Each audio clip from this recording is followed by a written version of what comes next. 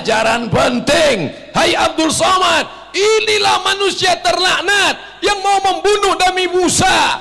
Musa meninggal, Fir'aun mati. Dunia ada zamannya, zaman ada dunianya, panggung ada masanya, masa ada panggungnya, dan sampai masanya semua orang kaya mati, orang miskin mati, raja-raja mati, rakyat biasa semua mati. Yang akan kau bawa mana? Kalau pernah kakimu melangkah ke masjid, itulah yang akan menolong di hadapan Allah. BM 1 UAS itu untuk pesan itu 20 juta Pak Ustadz. Hanya untuk apa? Hanya untuk prestis high style, supaya setiap orang yang lalu menengok. Ada rasa bahagia, ada kenikmatan tersendiri melihat orang mengangok. Ini penyakit. Penyakit apa? Penyakit suka melihat orang menganga. Bukan di situ letak kenikmatan hidup, anakku. Kenikmatan hidup adalah ketika kau bisa menutup mulut yang menganga. Bukan menengok orang menganga. Ketika nampak mulut menganga, kau tutup dengan nasi bungkus. Subuh ini kau bukan membuka mulut menganga, tapi kau menutup mulut menganga dengan memberikan santunan pada anak yatim. Kalau mulut berisi air, susah kita mau bicara, betul? Kalau mulut mau berisi air, susah kita mau bercakap, betul? Kenapa diam? Kenapa diam melihat kebatilan? Kenapa tidak bicara? Karena mulut sudah berisi air. Hari ini Abdul Somad masih lantang bersuara, hari ini masih keras bersuara. Kenapa begitu? Belum dapat. Nanti kalau sudah terdengar dia agak diam, tak berbunyi, sudah dapat itu. Oleh sebab itu, tetap lantangkan, tetap kumandangkan, pilih pemimpin politik yang peduli Islam. 14 juta penduduk Sumatera Utara 5 tahun ke depan. Sehari saja saudaraku, sehari saja kau salah, sekali kau salah, 5 tahun saudaramu akan merasakan kesalahan itu. Fatal, darah itu merah, jenderal. Mandiri, jangan lagi menggantungkan hidup pada orang tua. Pokoknya kamu besok harus mandiri. Telepon papa, mama, halo babe, halo ayah, halo papa, tolong jangan kirim belanja bulan ini. Coba di Surabaya ini kalian hidup sebulan tanpa kiriman orang tua, bisa enggak? Kuliah pagi, pulang kuliah kalian cari tempat dorsmer, cuci motor, cuci mobil. Bisa saya daftar di sini Pak? Bisa, tapi gajinya 3 bulan sekali. Baru kalian tahu sulitnya. Nanti setelah itu insya Allah kalian akan lebih sayang pada orang tua. Selama ini kenapa? Karena setiap susah passwordnya tinggal 3 huruf. Pak, Ma. 98 saya berangkat ke Mesir, 2002 saya pulang, sekalipun saya tak pernah minta uang sama orang tua. Sampai orang tua saya bingung, ini masih hidup apa udah mati? La yu'minu, kamu tak beriman, hatta yuhibba li akhi, sampai kau sayang pada saudaramu, ma yuhibbu li nafsi, sama seperti sayang pada diri sendiri. Islam tidak mengajarkan kita merasa pintar, tapi Islam mengajarkan kita pintar merasa. Pintar merasakan perasaan orang lain. Rasa ini lembut. Lam ya'rif man lam yadhuq. Siapa yang tak pernah merasakannya, dia tak tahu isinya. Jangankan merasakan hati orang, merasakan benda materi saja belum bisa kita. Merasakan manisnya kopi aja kita belum bisa. Merasakan nikmatnya teh aja belum bisa. Merasakan bagaimana indahnya lukisan abstrak aja belum bisa. Apalagi merasakan perasaan orang lain. Oleh sebab itu mesti ditajamkan. Islam ini hebat, ditajamkannya dengan lapar. Lapar. Supaya apa? Supaya kau rasakan bagaimana itu lapar. Setelah kau rasakan, maka kau akan bisa merasakan perasaan orang lain. Apa kata orang kaya dengan mobil baby Benz di atas jalan tol? Ketika itu dia sedang sendirian, nampaknya petani sedang panen di tepi jalan tol. Apa kata dia? Oh, enaknya jadi petani, siang-siang makan dengan anak bini di tengah pondok ladang. Sementara aku sendirian, sudah lama tak menikmati kebersamaan. Kata si orang kaya menengok petani yang sedang makan di tengah sawah. Apa kata si orang petani di tengah sawah? Enaknya kalau punya mobil mewah ada forever. Jadi sebenarnya kebahagiaan adalah ketika melihat orang lain merasa dia lebih bahagia dari kita. Padahal kalaulah petani itu bersyukur dengan keberadaannya, kalaulah yang kaya itu bersyukur dengan nikmat Allah, dengan itu dia bisa berbuat beramal soleh, tentu dia tidak akan mengeluarkan sumpah serapah caci maki kepada Tuhan dan menjadi makhluk yang tidak bersyukur. Orang yang marah adalah orang yang ingin membalaskan kerisauannya kepada orang lain tapi tidak tersampaikan, akhirnya mental ke dirinya sendiri. Orang yang marah itu menyiksa dirinya. Oleh sebab itu maka melebur. Marah itu seperti garam yang melebur di dalam air, larut bersama sabar sehingga dia hilang. Ambil air panas, masukkan garam atau gula, campurkan, hilang dia. Jadi tidak disimpan. Ada orang-orang yang mengatakan dia sudah memaafkan tapi dia simpan. Kamu sudah maafkan Bapak Bulan? Sudah Pak. Kenapa tadi selesai sholat Idul Fitri nggak ke rumah dia? Saya memang udah maafkan dia. Tapi kalau untuk bertamu ke rumahnya rasanya 2020 lah. Belum.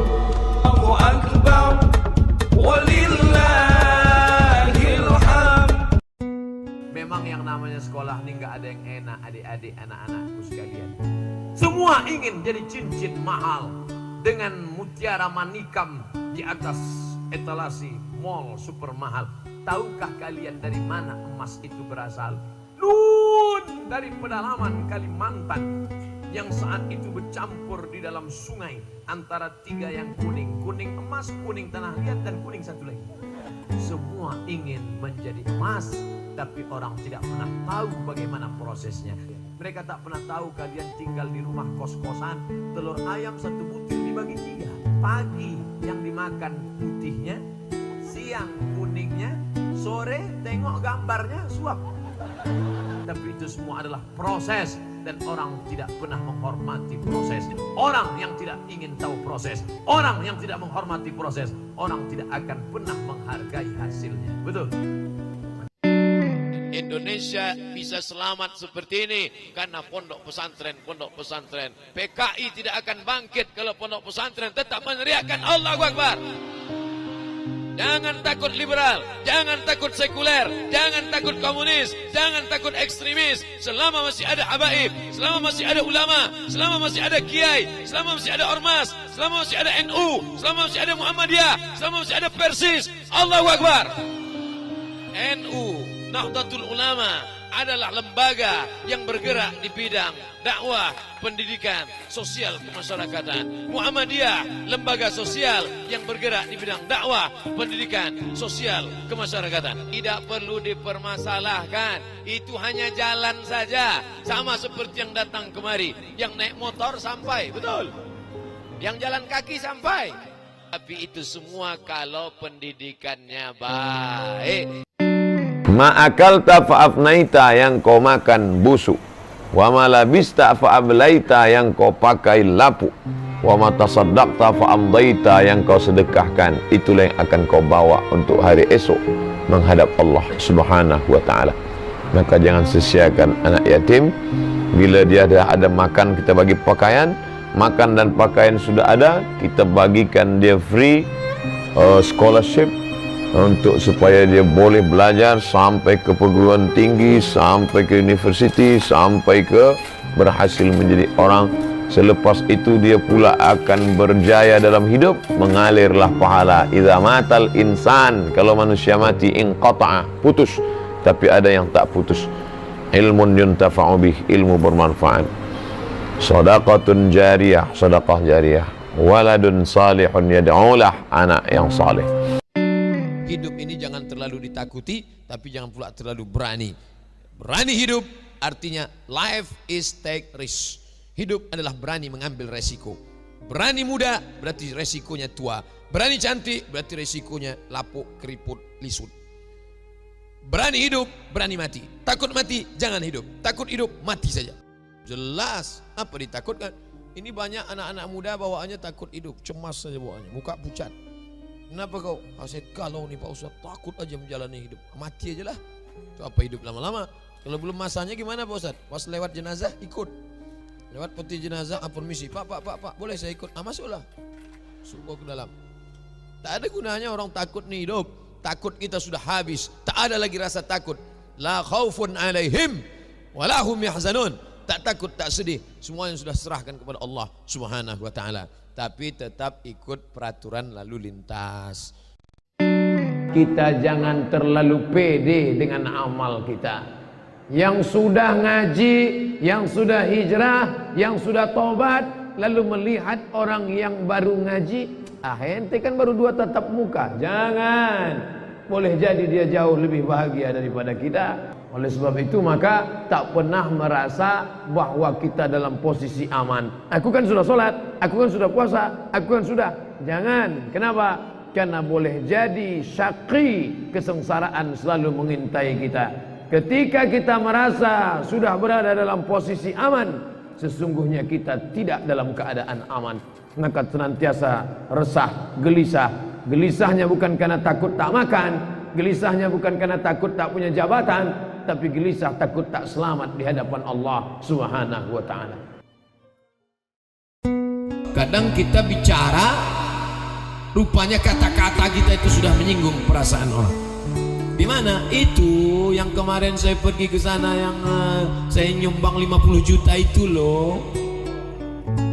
Mungkin kita bicara biasa saja, tapi itu sudah meluluh lantahkan perasaan orang. Sekejap-kejap, kejap-kejap, mohon maaf ya Pak, ini 2 juta nih. Tak siapa yang bertanya? Macam tak punya duit aja kita dia buat. Kalau kau kaya bukan jamu 16 juta. Kalau kau kaya bukan baju kokomu 2 juta. Kalau kau kaya bukan mobilmu 2 miliar. Kalau kau kaya, kau sekolahkan anak yatim itu sampai S3. Betul? Itu kalau menunjukkan orang kaya. Bukan dengan menunjukkan pakaian aksesoris mahal, tinggal itu semua. Ustaz Somad tuh pandai ceramah aja, dia sendiri pakai cincin mahal. Nah, ini dikasih orang. Kalau kau pandang karena hartanya, harta akan binasa. Kalau kau pandang karena sukunya, banyak orang yang dikeluarkan karena melanggar pantangan suku. Kalau kau pandang karena hartanya, kau pandang karena cantiknya, perempuan akan berubah. Betul? Yang dulu cantik 20 tahun yang lalu imut-imut, sekarang lisut. Dulu waktu dipasang lipstik masih melekat lagi. Sekarang lain lipstik, lain bibir. Jangan kau cari dia karena cantiknya. Karena perempuan itu tabiatnya macam bunga. Macam mana bunga? Kuntum, mekar, harum, wangi, layu, mati. Bunga yang tak layu cuma satu bunga. Bunga plastik. Makanya banyak sekarang perempuan tak mau layu karena lakinya takut layu, akhirnya mukanya plastik semua. Alis mata, bulu mata plastik, lentik bukan main. Oh, ada orang bakar sampah layu. Tapi kau panjanglah karena keempat, walidiniha, karena agamanya. Kadang kita menghormati orang karena statusnya. Kalau yang datang ke rumah itu RW, keluar cappuccino. Kalau datang RT, teh manis tak bergula. Datang orang biasa, air putih pun tak nampak. Jangan muliakan orang karena statusnya, karena sampai masanya status akan hilang. Betul? Kau bersama dengan orang karena hartanya, harta akan binasa. Kau muliakan orang karena jabatannya, paling lama 5 tahun kalau tak datang KPK. Kau muliakan dia karena sukunya, berapa banyak orang dicabut kehormatan karena melanggar pantangan suku. Tapi muliakanlah dia karena sesuatu yang tak akan lekang karena panas dan tak akan lapuk karena hujan. Apa dia? La ilaha illallah. Muncul ucapan Muhammad Nasir. Apa kata beliau? Islam ritual biarkan, Islam ekonomi awasi, Islam politik habisi. Ucapannya masih relevan sampai sekarang. Islam ritual biarkan, tanah lapang penuh sholawatan maulid Nabi, biarkan aja, biarkan, gak apa-apa, bukan jadi ancaman. Tapi kalau sudah mulai memperhatikan aspek ekonomi, awasi, jangan sampai ekonominya bangkit. Nanti kalau ada saudara-saudara yang menekuni bidang ini, ekonomi umat bangkit, tiba-tiba diawasi, tiba-tiba dicekal, tiba-tiba dirintangi. ingat pesan Buya Muhammad Nasir, karena itu memang sudah cerita lama. Ekonomi awasi, kalau sudah menyentuh politik habisi. Makanya yang paling selamat kalau ceramah, jangan sentuh yang dua ini. Jangan bicara ekonomi, jangan bicara politik, kau akan selamat. Judul kajian kita siang ini adalah tentang mati. Jadikan ibumu seperti raja, maka Allah akan membuat rezeki engkau seperti rezeki raja-raja. Bukan hadis Nabi, saya ketemu di WA. Kalau mau rezekimu seperti raja, buat ibumu seperti raja. Ada seorang ibu menangis datang ke rumah anaknya, "Nak, minjam uang 100.000, mama mau buka puasa." Apa kata si anak? "Sebentar ya mak, ku tanya istriku dulu." 9 bulan 10 hari kau numpang di perutnya, meregang nyawa dia melahirkan engkau. Tiba-tiba dia minta 100.000, kau katakan kau tanya istrimu. Betul-betul kau anggota persatuan suami takut istri. Perempuan mesti berkata, aku milik suamiku, tapi suamiku milik ibunya. Sorga di bawah tapak kakinya. Ilzam rijlaiha fathammal jannah. Kau urus tapak kakinya, kau dapati surga di sana. Antara yang berjilbab dengan yang tak berjilbab, jangan diejek, jangan dicaci maki, jangan disumpah serapah. Diajak, bukan diejek, dirangkul, bukan dipukul. Kita ini bukan hakim yang membawa martil lalu memutuskan orang neraka, neraka, neraka, neraka. Mengajak orang ke jalan Allah. Bayangkan kalau dulu datang ulama ke Duri ini membawa martil, neraka, neraka, neraka.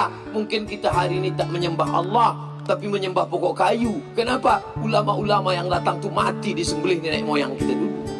Mereka datang dengan kelembutan, dengan kebaikan. Baca buku Islamisasi Suku Sakai yang ditulis oleh budayawan Riau UU Hamidi, dicetak oleh UIR Press, Universitas Islam Riau Press, tentang Syekh Tarekat Naqsabandia. Salat jangan pernah tinggal.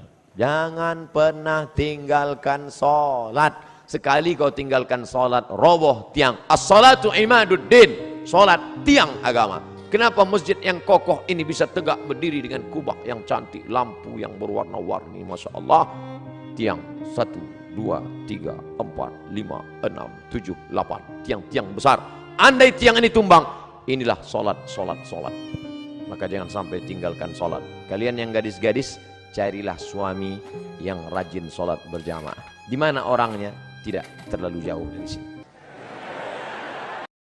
Datang ke kakak kelas saya, namanya Ustadz Fauzun Jamal. Abang dulu tamat mana? Aku tamat Gontor. Bahasa Inggris mantap, bahasa Arab oke. Kamu tamat mana? Aku tamat madrasah. Itulah dulu main-main kuliah, main sekolah kan. Sekarang rasakan.